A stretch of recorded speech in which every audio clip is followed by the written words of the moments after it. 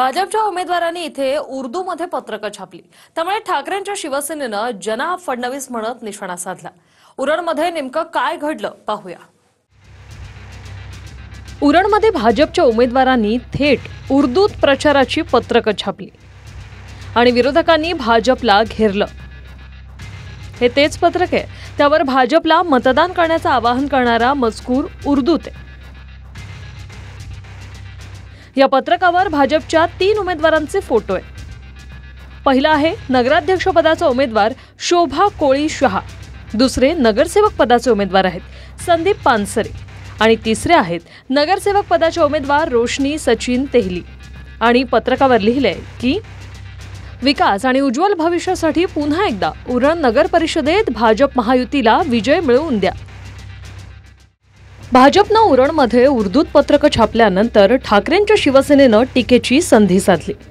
अंबादास दानवेंनी मुख्यमंत्र्यांनाच डिवचलं। काय म्हणता मग जनाब देवेंद्र फडणवीस?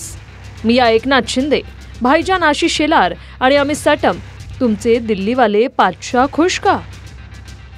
खरं तर अशा कोणत्या भाषेचा द्वेष असू नये, आम्हालाही नाही त्या भाषेचा द्वेष, परंतु यांच्या सवयी आहे, स्वतः केलं ते योग्य असतं, दुसऱ्याने केलं ते अयोग्य असतं।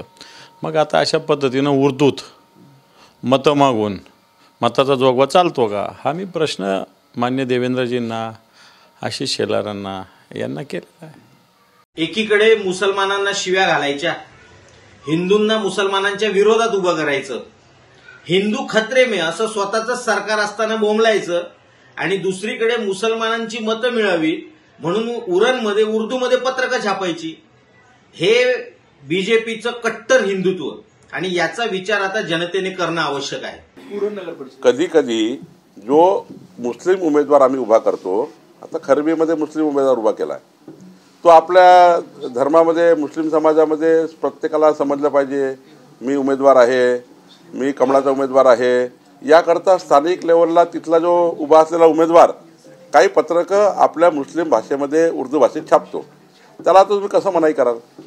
तो उमेदवार आहे, त्या उमेदवारानं छापलं, त्यांची भाषा छापली, कोणाला भाषेवरनं त्या ठिकाणी थांबवता येत नाही ना। आणि त्यामुळे मला वाटतं की तिथल्या उमेदवारांनी केलेला तो प्रचार आहे। उर्दू पत्रकांवर महायुती असा उल्लेख असला तरी उरणच्या नगर परिषदेच्या निवडणुकीत महायुती झालेली नाही। नगराध्यक्ष पदासाठी भाजपनं आधीच शोभा कोळी शहांना उमेदवारी दिली। त्यांचा अर्ज दाखल करताना मंत्री आशिष शेलार उरणमध्ये आले होते आणि शिंदेंच्या शिवसेनेनं अर्ज दाखल करण्याच्या शेवटच्या दिवशी रुपाली ठाकूर यांनी अर्ज दाखल केला, तर महाविकास आघाडीकडून शरद पवारांच्या राष्ट्रवादीच्या भावना घाणेकर यांना उमेदवारी दिली, म्हणजेच तिरंगी लढत आहे।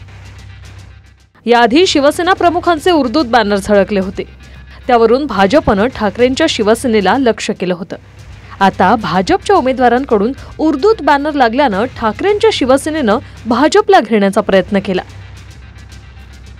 Bureau report, TV9 Marathi, Uran.